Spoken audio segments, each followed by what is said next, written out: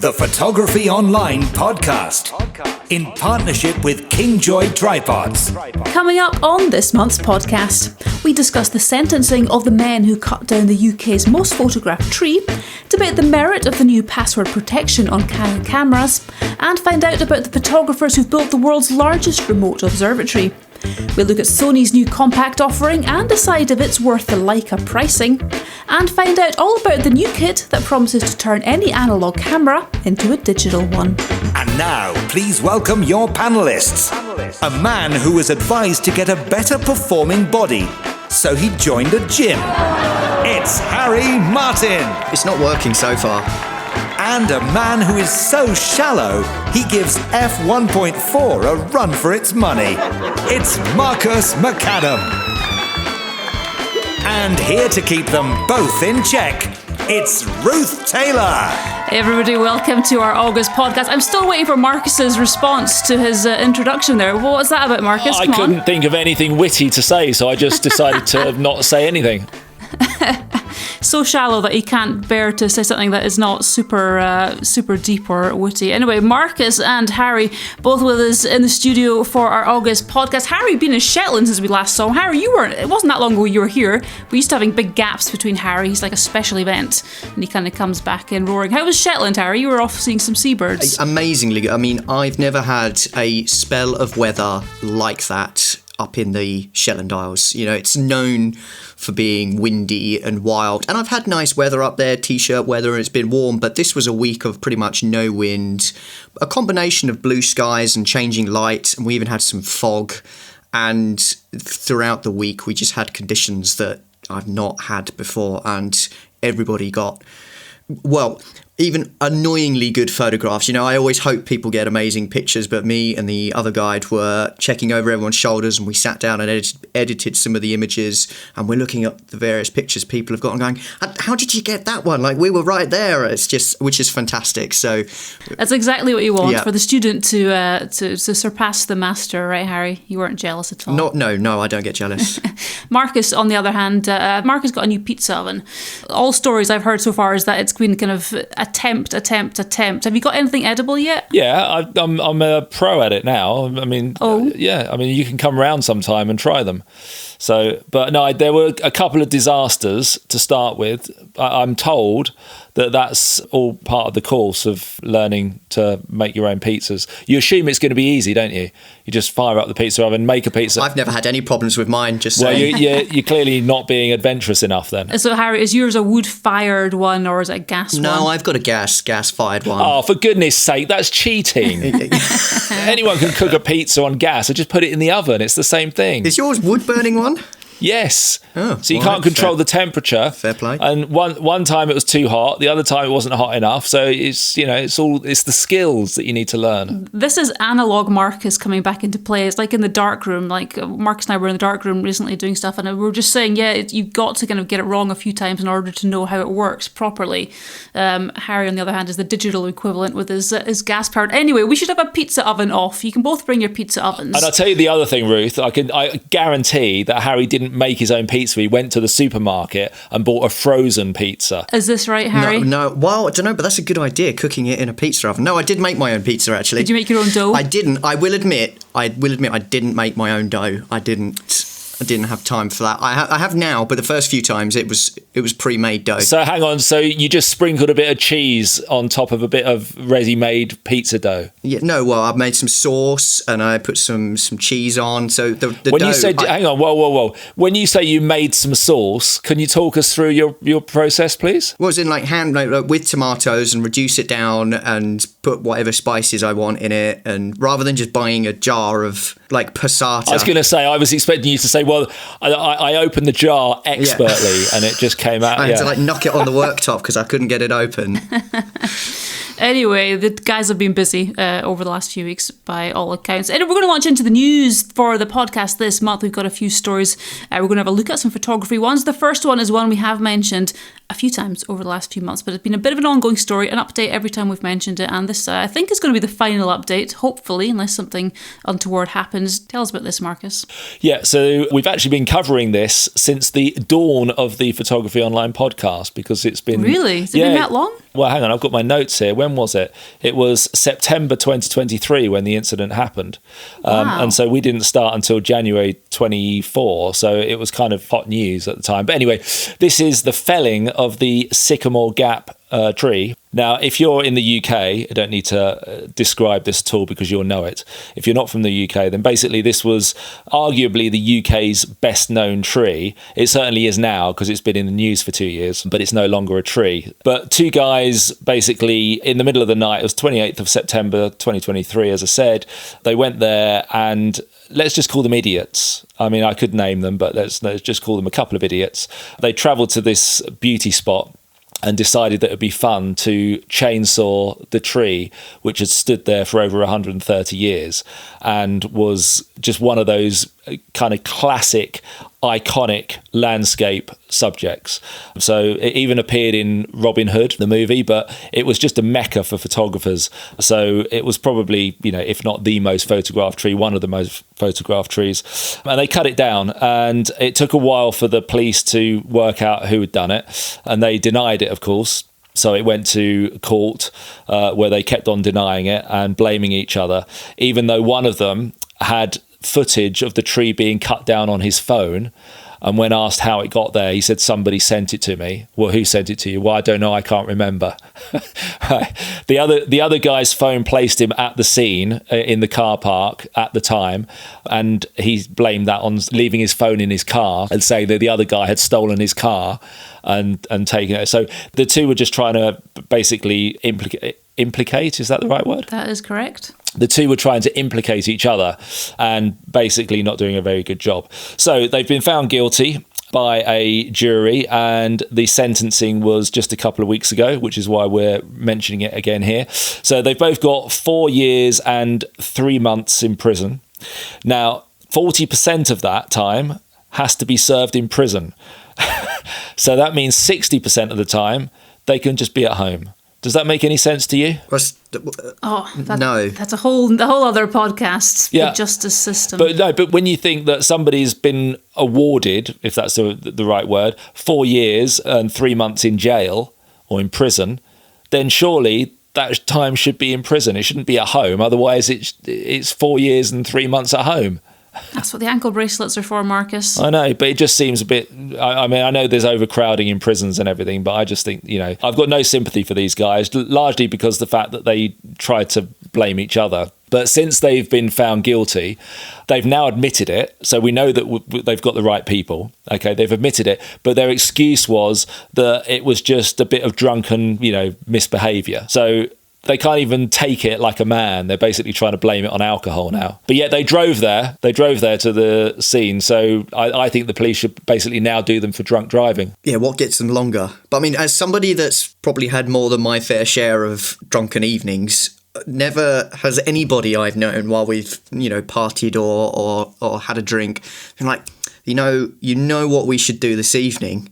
Yeah, that big tree in the park. Let's get a chainsaw and just go and take it down, shall we? Well, apparently they'd been planning this for a while, because the reason why they did it on the 28th of September is because there was a storm that particular evening with the wind blowing in the right direction. And they'd been waiting for that to happen in order to get the help that they needed to make sure that the tree fell over. So, I mean, there was a lot of planning in this. It wasn't just, oh, come on, that would be a good laugh. Let's just go and do it now. They'd been planning this for a while. So they'd been planning for the wind direction in order to help it when they chainsawed it for it to come over. Yeah, wow. So they needed it to fall in a particular direction. So if Marcus was a drunken chainsaw wielding, person, this is exactly the way he would do it. He'd wait for the storm, checking the plan forecast, it, make sure the wind direction. Yeah. So I don't know if you've seen on the news that they've got there's a new kind of shoot growing out of the stump, and I mean, give it another 130 years, the tree will be back where it was, and everyone will be talking about this news story as a positive thing, because if the original tree had been left to grow, it wouldn't probably survive for another 130 years. However, extreme pruning. I don't know if you've seen, Harry, but they've also got seeds from the original tree that they're growing somewhere, not outdoors, but in controlled conditions. I didn't know that, no. Yeah. And I just thought, what's the point of that? I mean, a sycamore tree is a sycamore tree. What does it matter? They've got seeds from this particular tree. Not to us, but it's like carrying on the line of a particular dog, I suppose, isn't it? You know, a good breed of dog. I know, but it's a tree, for goodness sake. A tree is a tree. Trees have feelings. They don't have a character or anything. You don't go, that's a that's a well-bred tree. But you genetically, if I'm approaching this as an evolutionary biologist, which I am, then there's clearly that tree was good stock. It survived since, I think it was planted at the start of the 1800s. So it was a mature, really good tree. It survived a heck of a lot. So it's clearly got good genes. So, using that stock and bringing trees back from that is a good idea, I would think. And it's good looking. Science. It's good looking, and it was good at posing as well. So can't put a price on that. It's like me donating. No, let's not go down that route, actually. No, let's not. Let's leave that story behind, and you can check it out for yourself if you like. There are, as ever, links in the show notes to all the stories we're going to be talking about throughout the podcast, so have a look at those if you like. Second story, Harry, taking it straight away from trees into something a little bit more photography-oriented. What's this next one? Well, this is Canon with a new firmware update, which is coming to pretty much all of the R-series cameras, the mirrorless cameras, and is essentially password protection. And this is in line, they had to do this in line with some of the European cyber security regulations, and primarily, I think, to protect network addresses, IP addresses, and that sort of thing, and involves inputting a pin to the camera every time you wake it from sleep or when you turn it on. So in that respect, it offers a little bit of protection for if somebody got hold of your camera and trying to get into it. And like I say, my understanding is it's aimed for network protection, because as I've kind of seen and read with how this is set up, if you do forget your PIN when you turn the camera on, then you can just reset the whole camera from the screen. So there's an option just to factory reset the whole thing. So it doesn't really protect you if the camera's actually stolen. So I'm not 100% sure. So what's the point of it? Yeah, we've talked about password protection before. Remember, we did a story a few months back about thefts on the street, being mugged for your camera, and we thought, why not put a password on kit? And we decided it was probably not that handy of an idea. Yeah, well, it's something that photographers have called for years, really. There are an increasing number of quite violent incidents with cameras being stolen off the street, and there's some mentioned in this news story where very well-known YouTuber and photographer Manny Ortiz had about $16,000 worth of gear stolen. Other reporters have been held at gunpoint in San Francisco, and a news crew's security guard was shot and killed during a robbery. And again, somewhere else in the States. That's not easy to say, is it, Harry? A news crew's security guard. Yeah, no, that was a tongue twister.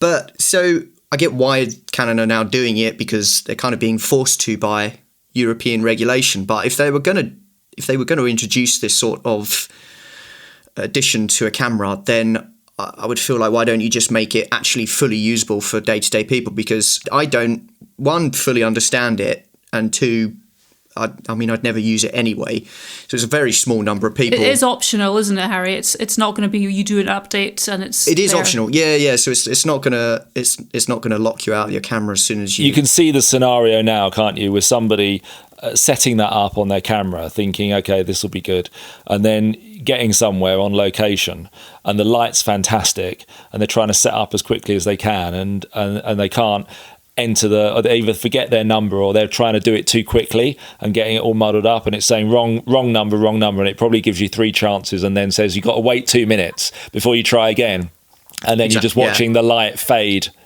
Is it worth it, do we reckon? I mean, it's like you say, it's you update your firmware, it's going to be there as an option. How many people do you reckon are going to actually put this on? In its current iteration, and I guess if you are somebody that needs to be concerned about network security, I don't know, if you're part of the armed forces photography team, or I don't know, Trump's personal photographer, then it's designed, I suppose, to stop brute force hacking into private internet connections and all that sort of thing. But very few people need something like that. But if it was actual password or PIN protection for the camera being stolen, then that would appeal to, I would think, 90% of photographers. It's probably still not something I would use. But I don't know why they're doing it like this and not just making it usable for everybody if they've got to do it. It's not even available in the EU and UK yet anyway. I think it's only available in Japan, so this is all a bit premature. Might make its way here. I reckon they should do iris recognition because, Irish recognition. Stick your eyeball. Irish, and if you're Irish, iris. Iris recognition. This could take a funny turn. Story number 3, Marcus. What have we got? Yeah, so this is a group of astrophotographers who have built the world's largest remote observatory. Now, when you read that headline, tell me have you read this story, Harry? Do you know anything about it? No, I haven't. I was just about to have a look at it, actually. So when I say a group of astrophotographers have built the world's largest remote observatory, what do you imagine in your mind? Or, I don't know, like one of those big domes in Hawaii. Yeah, exactly. Yeah, exactly. That's exactly what I thought. However, it's not that at all. So what this is, it's based in Texas. And it's basically a group of warehouses. There's 11 of them currently, but they'll add more if they get the demand. And these warehouses are not particularly big. I'd say they're probably, the size of a large house. And they've just got, I don't know how many telescopes in each one, but let's just say 50 telescopes in each warehouse. And then when the conditions are right, the roof basically slides back so that the telescopes are just there. They don't move. They're fixed to the ground. But then the roof's removed and they've got a clear view to the sky. Now, the idea behind it is that there's no photographers there. It's a remote thing. So if you want to have a telescope there, you've got a number of options as to what class of telescope that you decide to use. But you can go for one and then you just get unrestricted access to it. So you can dial in from anywhere in the world to your telescope. Nobody else uses it. You can point it whichever direction you want and you can take photos just from your computer. That's the idea. And I kind of get the concept here is because people who are seriously into astrophotography, they spend a lot of money and a lot of time traveling to areas of the world that are dark sky areas. And then you're at the mercy of the weather, etc. You can waste a lot of time and a lot of money doing that and not get anything. Whereas this, you're almost guaranteed. I mean, I haven't got it written down here, but I think they have like 250 clear nights in this particular area of Texas, which is renowned for having dark skies. So you got a good chance of seeing stuff when you're available to see it. But let me give you some packages and you can tell me which one you want to go for. So the cheapest one is for something called the Sea Star, and that's going to cost you $99 a month. So that's the lower end one for basically $100 a month. So that's a lot of money. That's over £1,000 a year. You get this modest telescope that you can take photos for. And because it's called a Sea Star, I'm guessing it can see the stars. If you want to go up a level, then there's something called the Mini. Now, the Mini, you would imagine, would be the lowest one, but the Sea Star is clearly really bad because it's not even as good as the Mini. The Mini is going to cost you $149 a month. If you're not happy with the Mini, then you can go for the Lite, the Lite, not Ligh. Really? Yeah, you can go for the Lite. Now, the Lite is going to cost you $199 a month. So we're looking at $2,500 a year now just for a light telescope. But if you're one of those people, Harry, I'm sure you can relate to this issue. You know, when you've just got so much money in your bank account that you just can't spend it fast enough and you're looking for new ways to get rid of it. I have this problem every month. Exactly. So when you've next got this problem, you can go for the most expensive package. And that's going to cost you $799 a month. Okay. What? Has it jumped from the light to the most expensive one? No. There's lots of others in between, but I just thought we only got an hour and a half, So I just thought I'll jump to the end. So yeah, for $800 a month. So what's 8 times 12? You didn't tell me maths was involved today. 960. It's 96. 960. Right? So it's $9,600. Yeah, $10,000 a year, and you can just basically have access. And then presumably, as soon as you stop paying, you don't actually own anything because they'll just use the telescope. I didn't know this news story was on the podcast this month because I'm not that prepared. But coincidentally, on my Shetland trip last week, one of the customers has a slot at this. He was telling us all about this. His 2 big passions is astrophotography, and like not just a 14mm f1.4 lens that's just go and snap the night sky, but deep space astrophotography and constellations, and then birds. So obviously we were doing deep space photography in Shetland, but although they do have a spaceport now that's just about to open in Shetland. Anyway, that's another diversion. True. And he was showing us a lot of the images he'd been able to take on this setup, and he was telling us about when he travels and if he wants to go and shoot somewhere specifically, the cost for him to ship, because he wouldn't even put it in a plane holder, it gets shipped in a box, and it's priority shipping through FedEx or whatnot. And it's only because he somehow gets a 90% discount on FedEx through an old job of his. Otherwise, it would cost him $1,000 a time to ship his equipment just for one trip. Then you've got whatever his travel is, whether that be across the States or abroad. So I think he had equipment that he'd bought and has shipped to this warehouse. So he's got his own setup and just pays like a flat rate rent.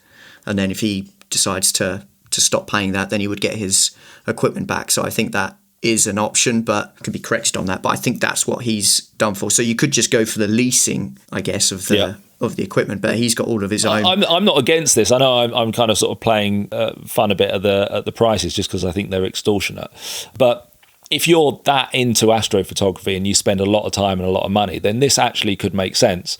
And the good thing is it's run by astrophotographers. So you could be anywhere in the world. Let's just say you could be here in the UK and you've got access to your telescope that's housed in Texas. And if there's a problem with it, there's people on site who can go and deal with it, who know what they're doing, who are experts in their field. So and that's all part of the package. I'm guessing that, you get that, on location assistance. But if you fancy, renting one of these spaces, then check out Starfront Observatories is the name of the company. So just look that up and you'll be able to see all the packages and everything else. So like I say, they've got 11 warehouses at the moment with about 500 telescopes, spread amongst them. But obviously, as they get more and more people, then they just keep building more and more warehouses. I reckon there's an opportunity to be had up here, Marcus. We've got some slightly popular photography spots up at the Kerrang. We could just, put some tripods in, 15 next to each other, rent them out. And then, Nick lives up there anyway, so he could just go around. He's like, press a button.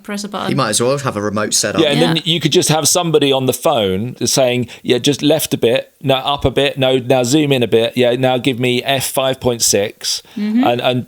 And basically they could be doing that from anywhere in the world, and you can take a photo of the Kerrang and it's 100% your input. Exactly, and Nick can tell them when the light's coming and all the rest of it. And no, they don't get any help at all. No help at all. That would be like extra. That would cost extra, Ruth. Come on now, business hats on. That would be the light option. Yeah, well, a few steps up. Yeah. Anyway, if you are interested in that, again, check it out for yourself. Photography magazines, something that I think probably all of us grew up with, and I have to say I still enjoy. I don't pick them up very much anymore, but I still enjoy the physical magazine in my hand, being able to see a full page print or anything like that. In fact, I was looking back over an old scrapbook just a few months ago when I was clearing out a cupboard, and I've got ripped out photographs from lots of photography magazines, just A4 pages of pictures that I just liked and kept them. You do not get the same with digital, obviously, although the information's up there. But quite a lot of them have disappeared over the last decade or more. One of them, which disappeared, actually made a comeback.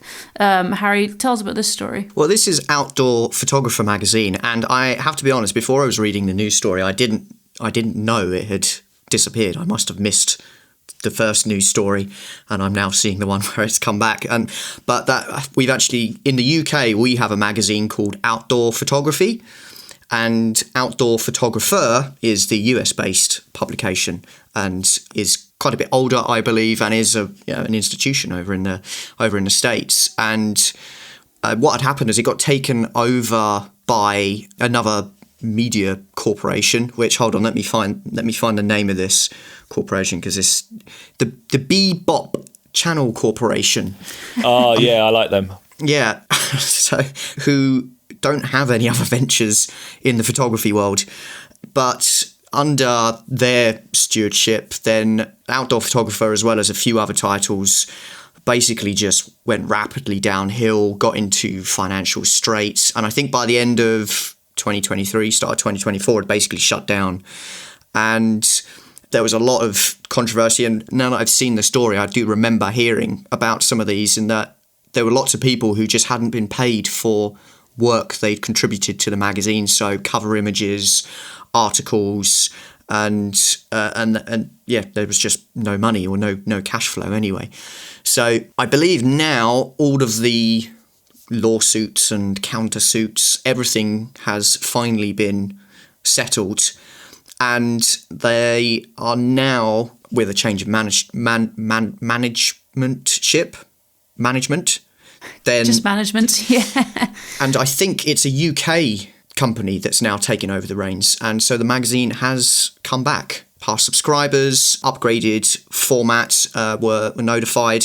So I don't know when the first editions are coming. At least it shows that some of these magazines can come back, because we've probably lost at least 6 or 7 sort of photography related magazines in the UK, and certainly the print versions, and some of them are just being converted to digital. So I think they're such a good part of photography culture, and it's a shame that the ones that I have seen that are still going, the quality of everything is going down, because obviously subscribership is going down as well. So maybe they do have a deadline, a sort of temporary lease of life, these magazines, but something like Outdoor Photographer, which has been a part of the photography world in the States for so long, I'm sure a lot of people will be resubscribing and trying to support it. I think magazines are like most other things. They'll just come around again. It's just, they're on a 20-year cycle. It's a bit like vinyl. Over here we have a retailer called HMV. If you walk into HMV now, it's just wall-to-wall vinyl. That's all they sell. I thought HMV stores disappeared. No, they're still around. No, they've gone full on in the whole kind of Japanese culture as well, and they're doing the whole pop culture, manga, comics. There we go. What about T-shirts, Woolworths? When's that coming roll. back to the UK? No. Oh yeah, pick and mix. That still exists in Australia. But anyway, the last time I bought Outdoor Photographer magazine, I remember it very vividly. I was on an aeroplane in the States, and I bought it at the airport to read on the plane.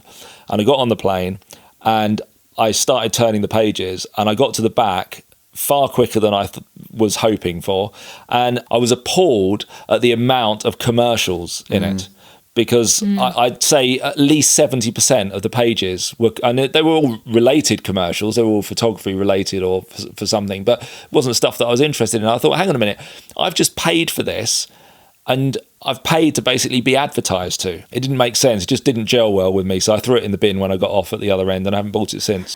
I think that's probably the same for almost every magazine now, isn't it? And TV shows, and, subscribe to Netflix, and even if you pay, you still get adverts, don't you? So I know, I don't understand the business model at all. I think you either pay by watching adverts, and therefore it's free, or if you pay, then you shouldn't get adverts. So there's one or the other. It can't be both. Except it can, and it is I know. now, sadly. Well, I think if it wasn't, the magazine would probably cost £23 rather than whatever it is. What do magazines cost now?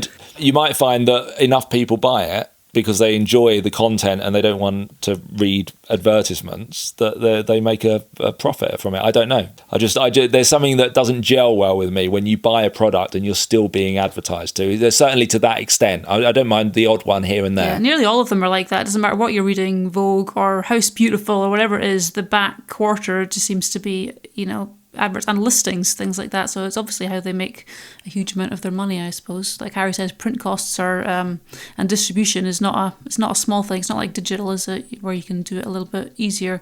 But anyway, be interested to hear from you guys. If you still read photography magazines, get in touch, let us know. Maybe it's just like me, occasionally you're in a newsagent, you see one that got an interesting cover and you pick it up. Or maybe you just watch magazines, maybe just you watch Photography Online, that's all you need. Do let us know, photography online at mc2photography.com.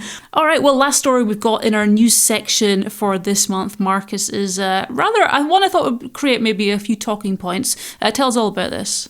Yeah, so this is the band Oasis, who are being boycotted by all the major photo agencies on their current tour because they've basically come up with a clause that after 1 year, any photo that was taken of them at a concert basically reverts to their copyright. So the photographer no longer can use that photo after 1 year.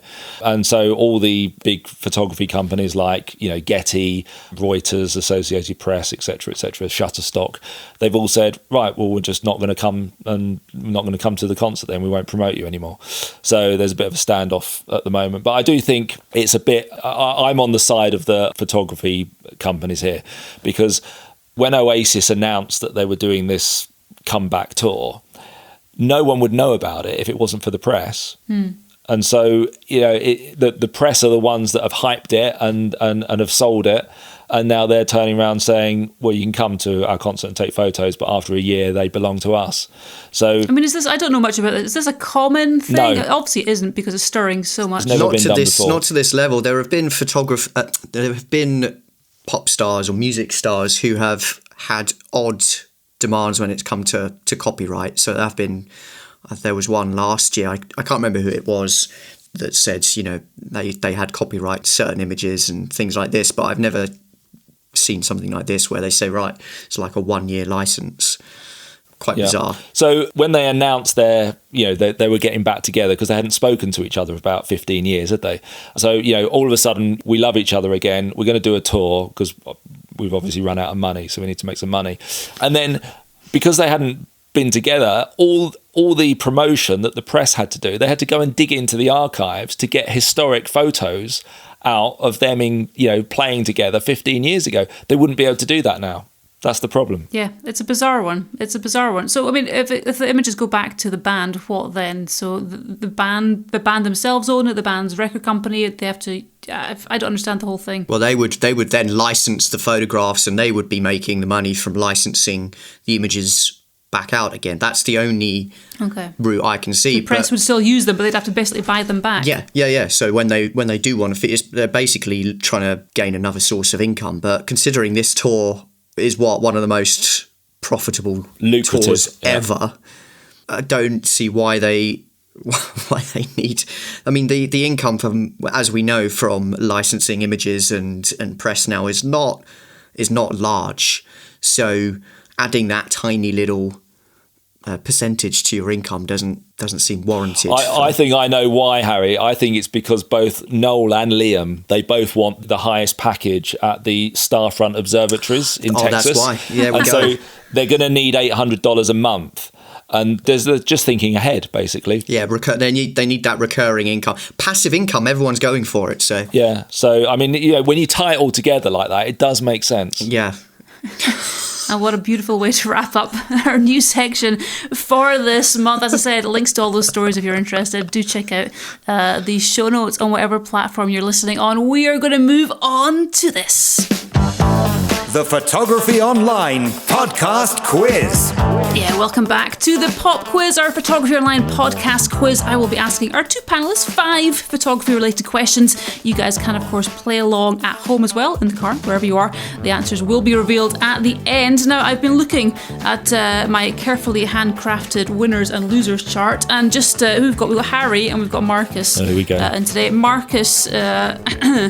on a bit of an epic losing streak up against Harry, who has won 2 out of his 3. At least I'm consistent. Have you still not won? I missed the last edition, maybe the last 2 editions of the podcast I haven't listened. Have you still not won a quiz? Let's not dwell on it. Marcus has won 0 out of 4. Wow. That's Marcus's. If you can do fractions, this is Marcus's side of things, fractions. And Harry's won 2 out of 3. So okay, so Harry's at 40%, I'm at 0%.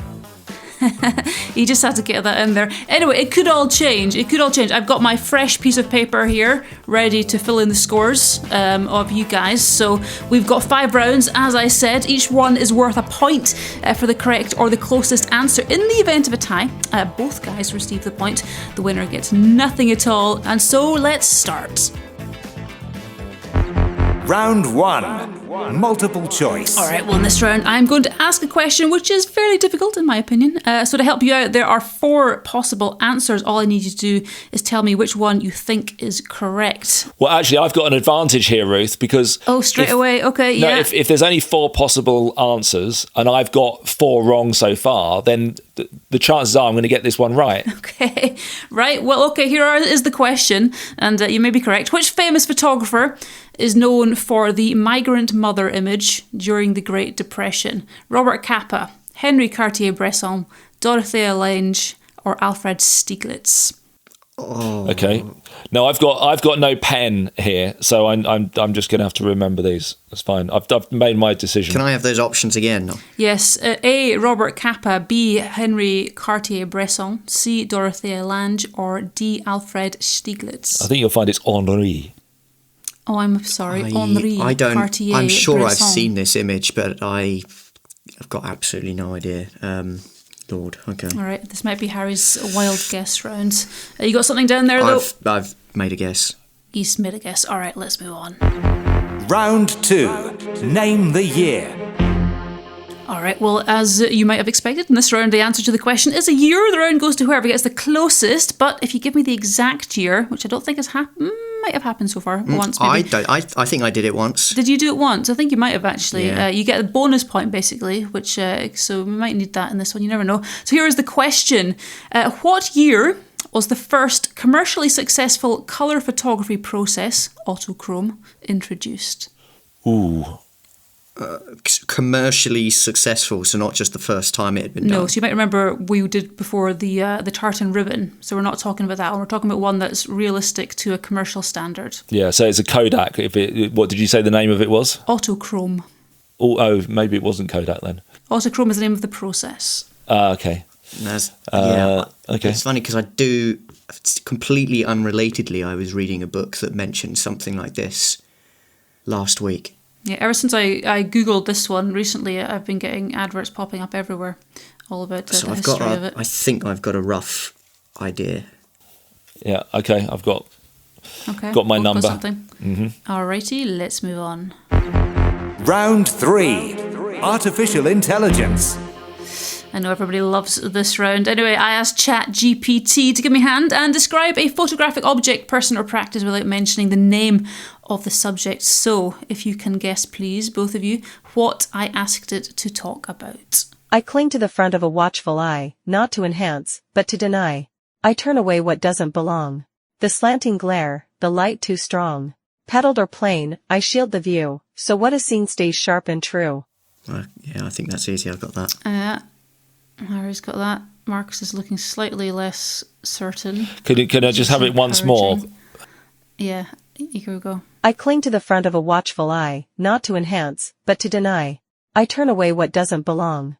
The slanting glare, the light too strong. Petaled or plain, I shield the view, so what is seen stays sharp and true. Okay, well that could be one of two things, but... Well, no, it could be one of one thing. Well, we'll discuss it when we come to talk about the answers. Okay, all right. Both got something here. Let's move on to our next one. Round 4. take a wild guess. All right, well, as the name suggests, this round requires an answer which could be almost anything, so you're unlikely to get it exact, so you will need to take a wild guess. As with round 2, the point goes to whoever gets it closest, and although unlikely, if you do get the exact one, there are 2 bonus points, which has never happened before. Here's the question. How many entries were submitted to the Sony World Photography Awards competition in 2025? So that's this year. Okay. Ooh. Then there are multiple categories in this one. As, It's a big. All right. Well, that's it. I'm taking a wild guess. So. I'm not sure how Marcus can take a wild guess without a pen or a pencil. No, or it's all in my something. head, Ruth. It's all in my head. That's convenient. We were going to you first. We were going to you first for the answers on this, I think. All right, let's move on to our final question. Round 5. Where in the world? Okay, right, a geography question. The location will typically be a well-known hotspot for photography. Here is the description. In 1798, these stacks were known as the Sow and Piglets, but even their new name, designed to attract more tourists, isn't exactly correct. They can be seen from a popular stretch of road less than 100 years old. What are they? I mean, I've got a guess, but I don't think I'm right. That's what we like. There's only one thing Marcus I has got his chin in his hands. What was the less than 100 years old thing? The road was less than 100 yeah. years old. The road from which you can see them from, yeah. Okay. There's not many clues in that, really. I mean, it could be lots of things, really. Well, I mean, don't want to make it too simple for you. No. 1798 is when they were named, and then they were renamed with a name that is not correct. Okay, well, we can discuss this. I can see the steward's inquiry face coming on already. All right, we're ready to go back over the answers then, chaps? Yep. All right, so question number 1. Which famous photographer is known for the migrant mother image during the Great Depression? Marcus, what did you have? I went for C. That was Dorothea Lange. Harry? That's what I picked. But I'm just about to go. I can't even picture the picture. Migrant. I'm just mother. about to Google it. You mean you Googled it about 5 minutes ago? Now I am. That we're doing the answers because I want to see. I don't recognise the picture at all. Yeah, I've seen this. This is one of my favourite pictures. This is Dorothea Lange, well known as a depression photographer, a government photographer, in fact. Taken in 1936, mother and her children at a pea pickers camp in California, and it became a symbol of the Great Depression. So well done to both of you. I think Harry's just going to wait for me to give my answer and then just go, yeah, that's what I chose, and then I can't win, can I? You saw me write it down. Look. He's got paper. You're the one who's I don't like. We had this discussion a few podcasts ago. I've heard. Honesty. I'd heard of Henri Cartier-Bresson, and I'm pretty sure that he. What, you haven't heard of Frank Capra? No. Robert Capa, mate. Nice. At least, You know what I was thinking? He keeps putting his foot in it on the quiz. No, It's you know what I excellent. was thinking there is Frank Zappa. Robert Capa is a famous World War II photographer. Henri Cartier-Bresson, everyone knows. Dorothea Lange, Depression. Alfred Stieglitz, I know, yeah. whose name I know, and I know his images. I can't think. But yeah, when was he about? Do you remember? Well, similar, like mid 20th century, I thought, but. Most of them. So were, I knew yes. those, and Stieglitz images I kind of knew, so I kind of just ruled him out. But Anyway, Dorothea Lange. There's a lot of good stuff out there, Harry. I'm sure you'll recognise that. I will look her up when you see it. All right, so that was a point to each of you. Well done. Round 2 was name the year. What year was the first commercially successful colour photography process, which was known as autochrome, introduced? Let's go for the man again without the written word. Marcus, what do you reckon? I went 1948. Oh, okay. And Harry's going to go, oh, that's what I went for. No, I put, because I knew it was end of the 1800s for the colour, so I put 1904 for the autochrome process, because I'm going to win some this. reason, I've got this. This is in the bag. Yeah, I remember reading a passage in a book a couple of weeks ago about something about, it wasn't even a photography book, but it stuck with me, so I don't know. 1904, Harry. I put start of the 1900s. Okay, it's 1907. Oh, for So goodness well done. sake. Come on. Once again, you got to stop. You got to stop being so cocksure and combining it with ridicule. I know. Always. Do you know what I was thinking? You know what I was thinking? Okay, because it was commercially. That was the key here. That was commercially acceptable. Yes. And yes. Okay, and then when you look back at all the photography of the Second World War, a majority of it is in black and white. So if it was commercially available, why is it not? Why was the Second World War not photographed in colour? Maybe it was so much more expensive. I don't know. But it was the first commercially successful, so they basically thought these colours are accurate enough, and it's going to be something that we can use. It was the Lumiere brothers, who you might know of. 1907, the first successful technique. It used a screen of dyed potato starch grains on a glass plate. But the Lumiere brothers, perhaps best known for inventing the cinematograph in 1895, which was a single camera used for both photographing and projecting. 16 frames per second. I didn't know that. That's a good fact. So there we go, the autochrome process, 1907, by the very, very well-known, certainly back in the day, Lumiere brothers. Okay, well done, Harry, on that one. Next question was artificial intelligence. What was I asking it to describe? I don't even know who to go for, because who's the most trustworthy? Harry. Oh yeah. Who's not sure? Who's not sure? I've got mine written. He's going to just change his answer. Harry's is written. Okay, Harry's is written. Marcus, what did you put down? Well, okay, so I think it's one of two things. So I've got a 50-50. No, you can't give me two. You need to give me one. Yeah, I know. So I'm gonna just chance it and go for polarizer. Okay, Harry. Lens hood. Well done, Harry. There was like 3 key words in it, like glare and to say petal or round a polarizer, or glare, a polarizer. Hello, yeah, tick. Petal or leaf. Petal or leaf, yeah. So because you get some with those like rosette shapes on them, don't you? Those lens hoods. So, a polarizer takes the glare off a petal and a leaf. How many different shaped polarizers have you seen? Well done, Harry. All right, let's move on to round 4. This was the wild guess question. So all to play for here. How many entries were submitted to the Sony World Photography Awards competition in 2025? Marcus, just because this is the way we're going to do it. 92,000. Okay. Harry? I think that's very conservative. I put 500,000. It's a massive, massive competition. Okay, it was 419,820,000. 92,000. The very brief one we did had a couple thousand entries, and that was very small. Oh, this has cheered my day up so much. I can't win now, can I? No. No, I'm not even confident about this last one. I've got no idea, to be fair. So I'm going to have to I'm just going to have to guess. Marcus, obviously people can't see Marcus. He's now kind of basically flatlined into his sofa. This is a physical picture of his mental state. Okay, where in the world? The stacks that I was mentioning. Hang Marcus, on, stacks? You didn't say... I said that. I did say that. Okay. I said that. All right, okay. So I am going to go for the... what's it called again? The 12 Apostles in Melbourne. Or near Melbourne, Victoria. I had not a clue. I just put Stonehenge, stones you can see from a road, and the new road, whatever it is, A38 is quite new. So okay, yeah, no, fair enough logic. Although they were never known as the Sow and Piglets, but yeah, no, Marcus is right on this one. It was the 12 Apostles. Renamed in the 1900s, but even then there was only 9 rocks in the group. There's none now. Sorry, none now. There's 7 now. 2 collapsed in the last 10 years, I think, or 2005 and 2009. The last 2 collapsed. So yeah, they used to be called the Sow and Piglets, and the Sow was kind of a slightly larger island just next to them.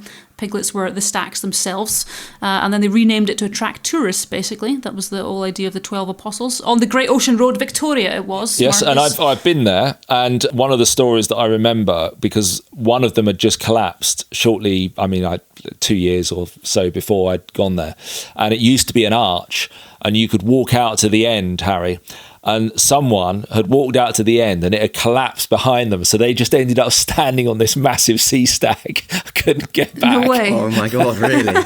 Yeah. I never heard that. I've read that because obviously they're created by the water, that there's 9 now, there could be 12 again, given another 50 years or so. I have never heard of them. An interesting place it looks like. Have you heard of you've heard of the 12 Apostles? No? You've not heard of that? I've heard, I know of the 12 Apostles, but not the rocks, the 12 Apostles, no. Okay, you know of the biblical ones, but not the ones in Australia. It's basically like Australia's version of the Manchester sea stacks. Yeah, Harry. I've just googled it, and they look surprisingly similar. The Great Ocean Road is the famous road. Right. So anyway, well done, Harry. 4-2.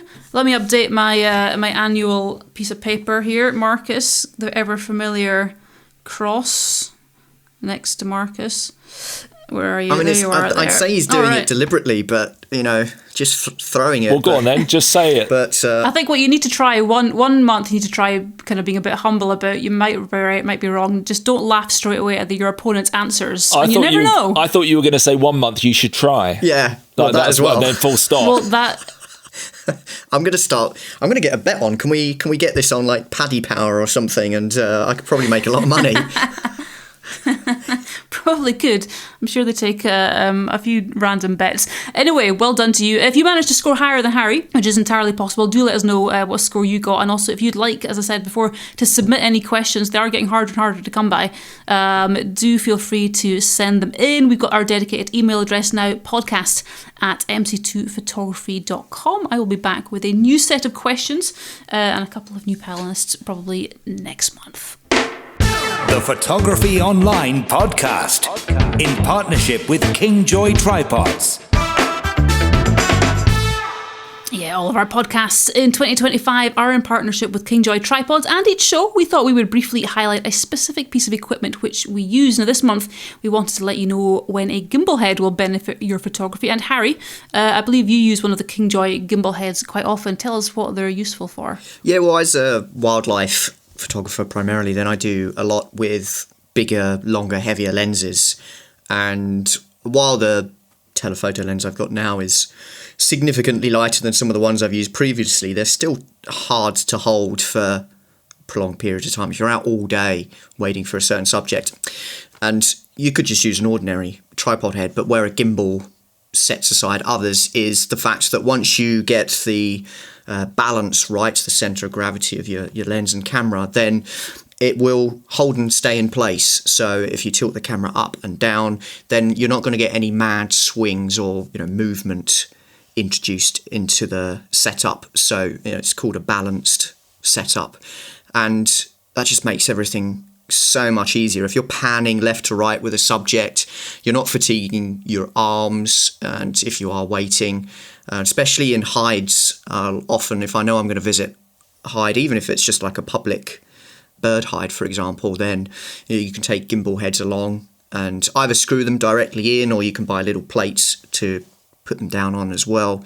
And so that's where they really shine. If you've got to just sit and wait in a hide, for example, the thing I like doing best with them, and I haven't done this, I need to make a new version, is if you can get a gimbal head, what you want to do with a lot of wildlife photography is get as low as possible. And even if you've got a tripod without center column, you're still not going to be completely flat on the ground. But if you get something like a saucepan or one of these just flat plates with a 3/8 inch thread, and you can basically just put it straight on the floor, and you'll be right at eye level with any of your subjects, which is quite good fun. And so for telephoto use and that sort of thing, then they just make life so much easier. Well, I have known people to use them just with landscape setups as well, strangely. But yeah, the problem is I've seen people do landscapes with them, but they only have 2 axes, so you can pan it and then you can tilt it up and down, but you can't. What would be the level? Yeah, left and right. Obviously, a long telephoto lens normally has a collar on it, which you rotate the lens within the collar, so you don't need that third dimension. But I have seen people, well, one of them was you actually, Harry, trying to use a wide angle lens on a gimbal head, and then you have to do the level with the tripod leg. Yeah, although with the Kingjoys, you've got a lot of them now have the bowl adjustment, so you can just loosen the screw underneath the bowl and level it like that. Yep.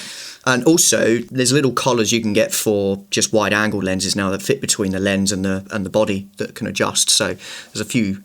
I mean, I still wouldn't use one just for a small setup because you're carrying a bit of extra weight around. But if you've already got a big telephoto lens, it makes sense. Yeah, the only time I ever use them is when I'm photographing eclipses, and obviously in that situation, you've got your camera pointing towards the sun and the moon for a prolonged period of time, so hand holding it isn't an option. But obviously the moon and the sun are moving fairly rapidly across your frame due to the rotation of the earth, and so you have to keep on adjusting it. And if you had it on a ball head, for example, not only would it be very top heavy, so running the risk of your camera falling over, but if you had to tighten it and then loosen it off every 30 seconds and realign it and then tighten it back up, that's a real pain in the backside. So a gimbal head is really useful because you don't have to tighten anything. Once it's properly balanced, you just basically follow the trajectory of the sun and the moon across the sky, and you can just leave it there for 30 seconds, take some shots, and then just move it a little bit, take some more shots. It just makes it so easy. So there's basically 3 different models of Kingjoy gimbal heads that we recommend. Marcus, you want to tell us a little bit about these? Yeah, so the most affordable one is an alloy one, as black alloy. So it's slightly heavier, but it does the job. So if you're not worried about weight saving, then that's the one to go for. I think it's £179. Is that right, Ruth? Yeah. But I mean, there's little point in putting that on top of a carbon fibre tripod because you've paid all that extra money to save the weight on the tripod, and then you're kind of losing all the benefit by putting an alloy head on top. So if that's the way that you're wanting to go and save weight, then there's a carbon version of it as well, which is exactly the same, except it's just made from carbon instead of alloy. So it's significantly lighter, about 30% lighter.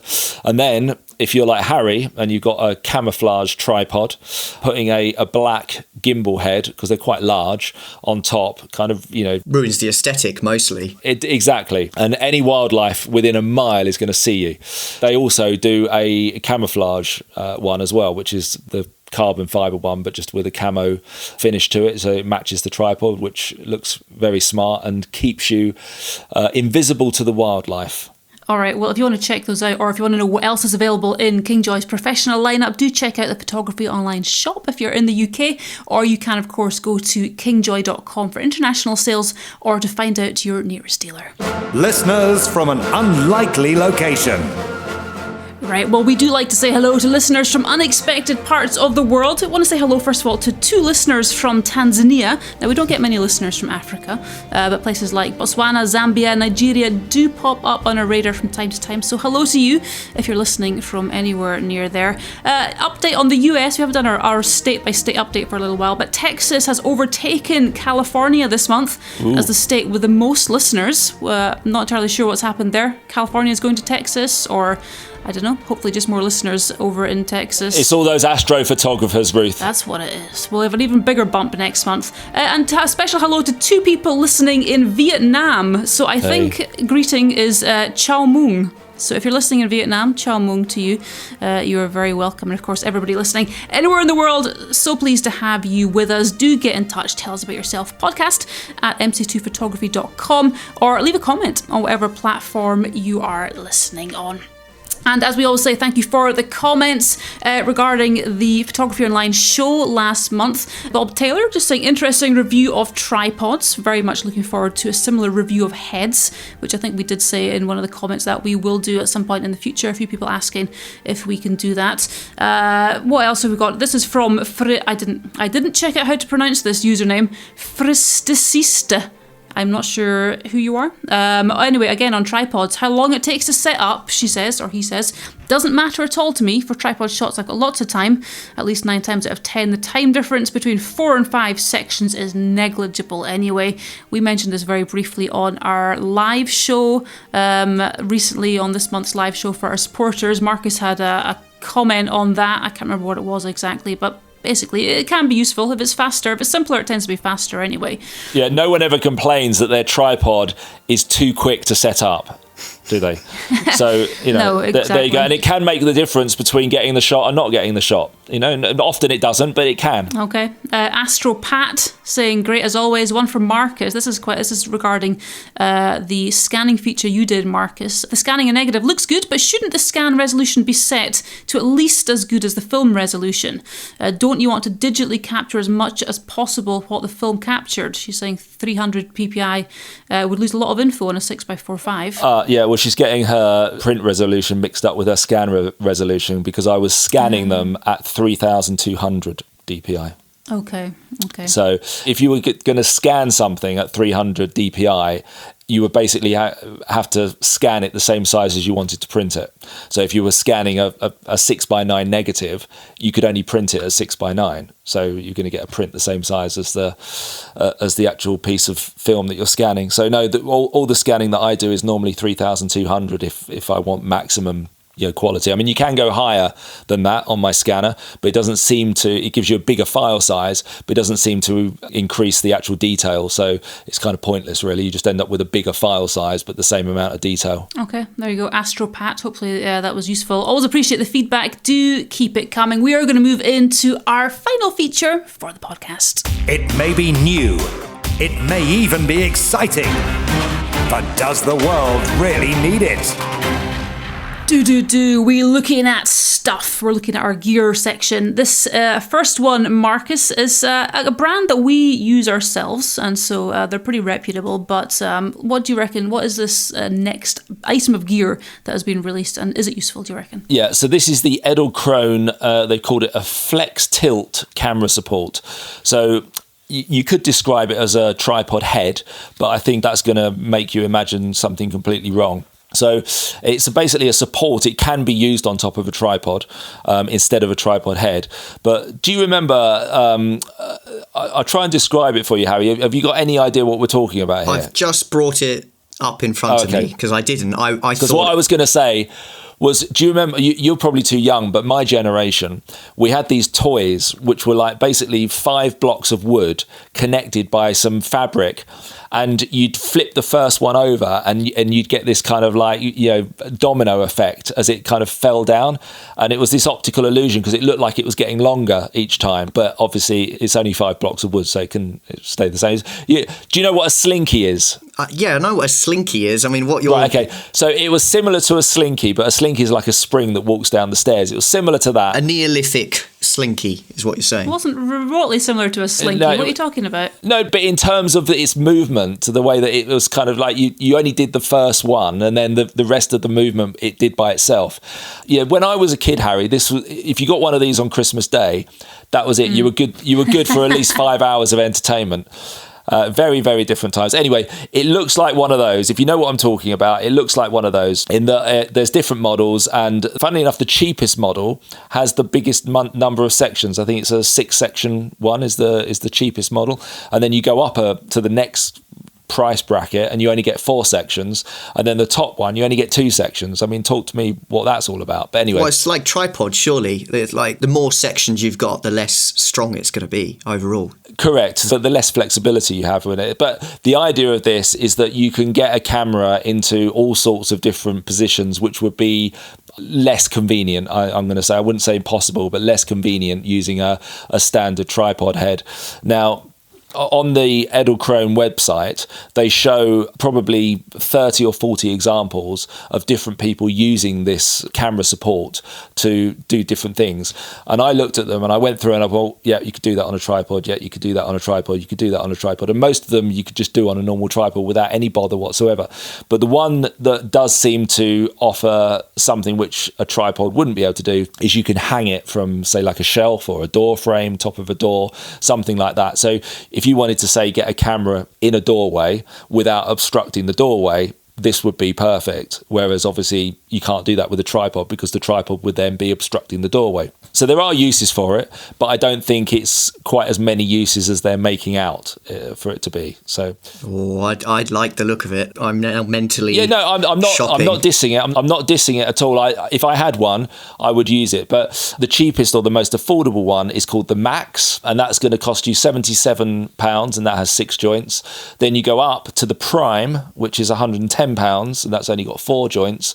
And then if you really want to, throw caution to the wind, you have to go for the Pro V2, and that only has 2 joints, but that can support pretty much even a massive video camera, like broadcast quality video camera, and that's going to cost you £142. So not it's not the end of the world, but no, I definitely think the answer to the question, does the world really need this? The answer is yes. I just don't think it's going to be as useful as what they're trying to make it out to be. Okay, well, Edelkrone, as I said, a really well thought of brand. So if it sounds like something that might be intriguing to you, do check it out again in the show notes. Next gear item, Harry, is one which apparently the world has been waiting on for quite a little while. But what do you reckon to it? Yeah, sorry, hold on. I was just adding a flex tilt to the basket.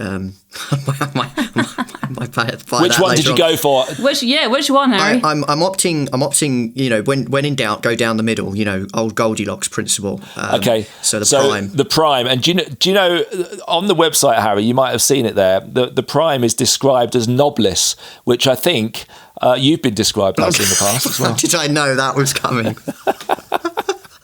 Right. I deliberately bypassed that part of the adverts. Yeah. Come on. Jeez. Right, back to... Control yourself. Right, yeah, so... Carry on, Harry. Yes, so we do have a brand new camera from Sony, which in itself is not that surprising. They do seem to release cameras every 2 weeks, but this is in the new compact camera range. And we've mentioned a few different cameras. It seems to be a growing demographic again. 15 years ago, 20 years ago, everybody had these little compact cameras with either, telescoping lenses or even fixed lenses. And this kind of fits that market. So it's a 61 megapixel, it's full frame, and it comes with a fixed 35mm lens. So in essence, very similar to, say, some of the Leica Q2, Q3 kind of things, and some of the new Fuji small compact cameras that have been coming out. And I mean, it looks fabulous, actually. I'm quite taken with this style of camera now that I've used a couple of them. And if I hadn't have used them, I would have said, no, it's no pointless cameras, no point in using something like that. But they are growing on me. And this is full frame, and Sony's full frame sensors are excellent, 61 megapixels. So it's very similar to the A7R4. Some Sony fan will correct me. I can't remember which Sony is which now, but one of the newest Sonys. So I think it's essentially the same sensor and just comes with that fixed 35mm lens. It's described as having, I always hate this where they say it's got versatility through a step crop shooting function, which is just cropping in camera. I mean, I had somebody doing this on our trip to Spain, and I couldn't figure out. They had a really wide angle lens on, and we kept setting stuff up, and I was like, that doesn't look right. And she had this crop mode constantly enabled, and I was like, stop, just don't touch that button, because we were constantly framing up, and then I kept having to move her backwards, which we didn't need, and it was just annoying. So that should not be an advertised feature. Just think. I agree. Think in terms of as an amazing Marcus run, I'm going down the path there. So what's this camera called, Harry? I don't think you've mentioned the name yet. It is the RX1R3. Oh, that nice name that just trips off the tongue. Yeah. So I can't remember when the last iteration of this series came out. Quite a long time ago, like 8 years ago, maybe at least. So it's been a long time coming, and I think they've timed the new edition here pretty perfectly. It's got kind of USB-C charging built in as something I think that should just be on every camera now. I don't know why it's not. What I do like, and I'm wary of greenwashing from large companies, but this camera is in line with Sony's Road to Zero, and so it says that the RX1R3 is manufactured at facilities that operate 100% on renewable electricity. So that's something I do like to see. Again, I don't know how, that's just how it's manufactured. What it's actually being manufactured from isn't necessarily particularly environmentally friendly. Yeah, it's got loads of rare minerals in it that have been dug up by slaves. Yeah, rare minerals. That's certainly a debate. What I don't like about this camera It's due to come out. Well, it should be out by the time this podcast comes out, end of July. But it's priced at $5,098, which is a huge amount. It's a Leica price. That's a Leica Well, price. that is. If I was spending that amount of money on a fixed lens camera, I would lean towards... You wanted to say Leica. I would lean towards Leica. At least they name their cameras with reasonable names, like the Q2 and the Q3, not the alphabet. So, I mean, where this will have an advantage is, I mean, it's going to have better autofocusing capabilities than most other fixed lens cameras. It does have that brilliant sensor. You are going to get great image quality out of it. It's got all the built-in subject recognition autofocus modes. And does it shoot video? I actually don't know. It's not something I checked for. But yeah, the price point puts me off for sure at the moment. So if I manage to get a hold of one and have a look at it, then I can... I haven't got a lot of interest in it, and so that's why I don't know the details. But I was watching a video the other day of someone who knows far more about it than I do, and they basically worked out that you could buy another Sony camera, I don't know which model it was. It weighs the same, it's the same size. You put a 35mm lens on it, it's got the same sensor on it, and you save about $2,000. Yeah. I think it's it performs exactly the same. It's the cool factor of these compacts. That's a big factor for all these compact cameras, yeah. Cool factor. So does the world need it? What do you reckon, Harry? No, I'm going to say no. I mean, if it had been competitively priced to fit the right sort of market, then yes, but cool camera to see coming out, but no. Yeah, it's a point and shoot camera basically. It's the kind of thing that you want to take decent photos, but you don't want to set the camera up and go around with loads of different lenses. Yeah. So you just put that in your pocket when you go on holiday, and you know that you've got the capability there.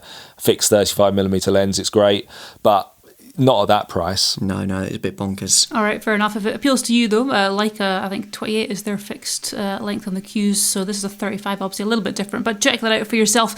This is a really random, interesting one we've got coming up next. It's something I got quite excited about when I first saw it, and then I delved into it in some more detail. Marcus, tell us all about this next item. Yeah, well, talking of really, really bad names, this one's called I'm Back. That's the actual name of the product, Is Harry. it made by Arnold Schwarzenegger? Yeah, I'll be back.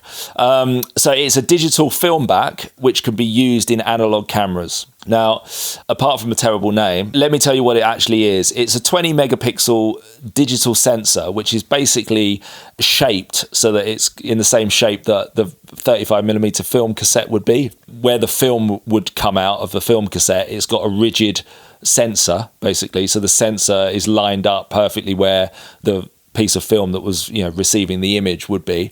You then close the back of the camera once you've loaded that thing. You close the back of the camera, and there's a very thin kind of ribbon wire that has to come out of the door, just like flaps around somewhere, and then underneath the camera that you're going to be using, you then screw in this other device, which is where your controls are, and it's got the screen to review the images and everything, and it shows you what your shutter speed and everything else is. I guess it can't show you what the aperture is because it's not talking to the camera, but it gives you all the information.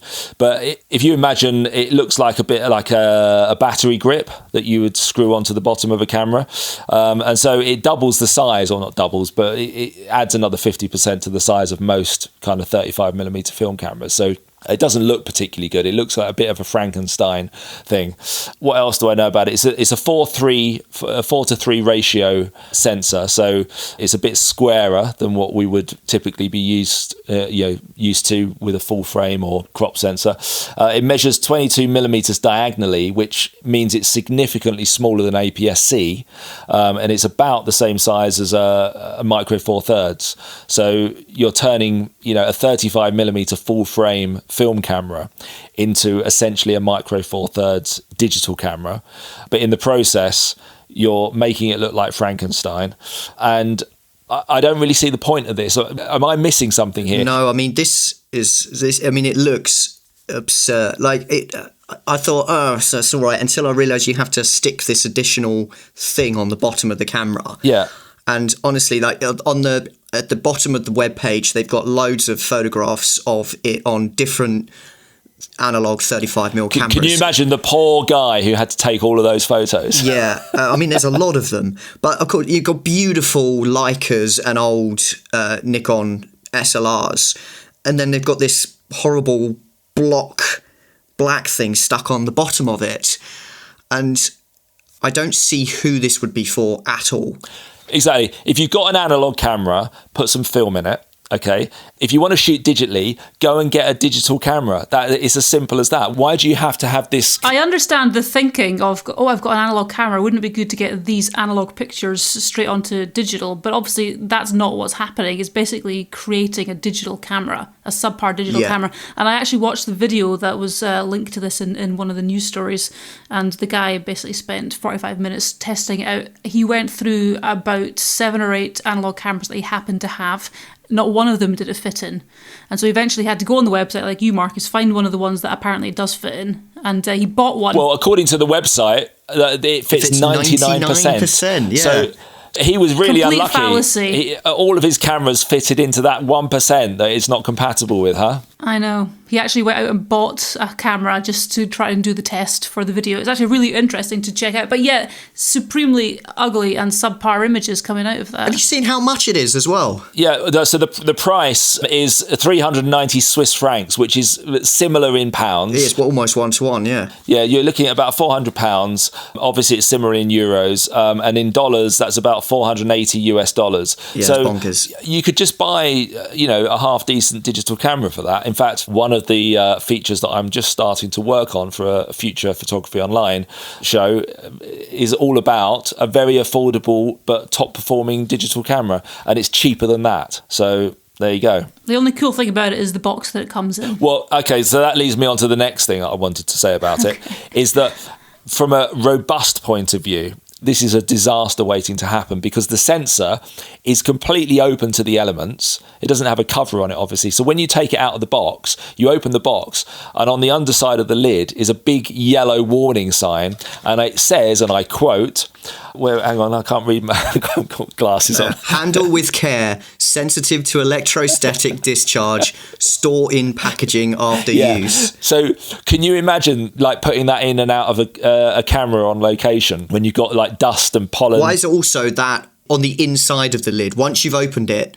that should be should be on the top of the packaging. Yes, in really exactly. Bold letters. I mean, like, don't open this inside, basically. Exactly. I mean, the most sensitive and fragile part of any digital camera is the sensor, and this thing is just got, it's no protection around it. It's just winking at you, waving at you, going, hello, here I am. And you've got to handle it. I mean, there's nothing stopping you from putting your thumb or your fingerprint right on the middle of it if you're not careful. Is that not just the same as any mirrorless camera when you're changing them out? Although obviously that's inside the body. No, most of them now are having drop down shutters in front of the sensor. So. Yeah, but you don't have to change the sensor on a camera, do you? That's the whole point. It's in the camera and you never have to touch it. This, you're essentially having to change the sensor by taking it in and out of a different camera, and you've got to touch it with your hands. So I believe this was crowdfunded. Yeah. So there's obviously a huge amount of people out there who thought it was a good idea, and I'm wondering now what they're going to be thinking. I tell you, that it would be a great challenge, actually, right, Harry, to get one of these, okay, with say 5 old analog cameras, okay, go to Kentucky Fried Chicken and get a bargain bucket, okay, and you're not allowed to wipe your fingers, and you've got to change, you've got to put this thing into all 5 cameras. That's just an excuse for a KFC.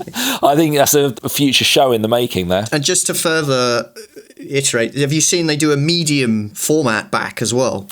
I did see it, yeah. Yeah, so with the quote of compatible with 17 medium format cameras. And none of the ones are going to be the ones that you've got. Yeah, without having to sell a kidney to be able to buy them. Turn your old medium format camera into a digital one. Yeah, the problem is that medium format doesn't have a format. 645, 6x6, 6.7, 6.9, 6.17. That's the beauty of medium format, is that you can choose the format. But this then sets the format, doesn't it? And it's completely pointless. So definitely our world does not need this. Not in my book, no. If you've got an analog camera, a film camera that you want to use, go and buy some film and put film in it. If you want to shoot digitally, go and buy a digital camera. Done. All right, well, sticking with the sensor theme for our final item, in our gear section. Harry, what have we got here? Well, this goes back to, and it would have been at the start of this year, we had rumours about Canon producing a 410 megapixel full frame sensor, and it has finally been unveiled publicly, and that was at a big exhibition in Shanghai. And so we've now got more of a realistic idea of what this thing can produce. And I mean, 410 megapixels as a full frame is a pretty incredible amount of data. And so I love the statistic. The final output image is 24,500 pixels by 16,700 pixels, so which is nearly 2 times bigger than full HD video, basically. I would not like to work on that file. You're going to need a decent computer. Sorry, Harry, you said twice as big as full HD? No, 200 times. Oh, I was going to say, right. Sorry, I misheard you there. I was thinking... I mean, it's absolutely massive. And so it's all still in active development, and it's not something we're going to see popping into really publicly available equipment. You're not going to be able to go down to Jessop's. No, not Jessop's. Nobody goes there now. You're not going to go over to Ford's Photographic, just outside of Inverness, and pick up a 410 megapixel 35mm kind of camera. But it's being able to use this in very niche markets. So I imagine medical applications, commercial applications, it's going to be really, really cool. And it will, that the technology that this is sort of based on, it will have to infiltrate into more consumer products. So even if it doesn't go up to 400 megapixels, then we should see that kind of resolution maybe becoming available in other cameras. What they need to do, Harry, is make it so that it fits into a film camera. Yeah, absolutely. You can get your grubby fingerprints all over. I reckon it'd be fantastic for crime scene photographers. Yeah, exactly. Yeah, so that sort of thing. Because I mean, as we discovered on the show a couple of months ago, nobody really needs more than 12 megapixels really, and for what we actually use images for. But when you need that resolution and that detail, whether it might be architectural photographic or surveying and that sort of thing, then I mean this will be a really, because that technology is, and that resolution is available in other formats, but not in something as compact as essentially a 35mm sensor body, so just a standard full frame camera. So that's where it really... It's a bit like F1, Formula One, things that are designed for the cars. They end up a few years later in consumer cars. That's where all the R&D starts, and you can imagine that this is the technology for this will trickle down into consumer cameras. But do we really need it? No. Are we going to be told we need it? Yeah. I think probably the most useful thing we're going to see out of this is the fact that because it's such massive files, they've still managed to ensure that it has a good image readout. And so I think they say it can capture full resolution images up to around 8 frames per second. So the processing power that's required for that must be immense. And so you would think that kind of technology is what we want to see introduced to standard equipment. But, it's just interesting from that kind of geekier side of photography. And I do like seeing these sorts of stories and seeing how we're able to push the boundaries of some of this tech. All right, well, you can check out links to that and to all the gear stuff we've been talking about in the show notes on whatever platform you're listening in on. Also, of course, the news stories we were doing at the beginning of the podcast. Coming up on this month's Photography Online on YouTube, we're carrying on with our Great British Icons Photo Challenge.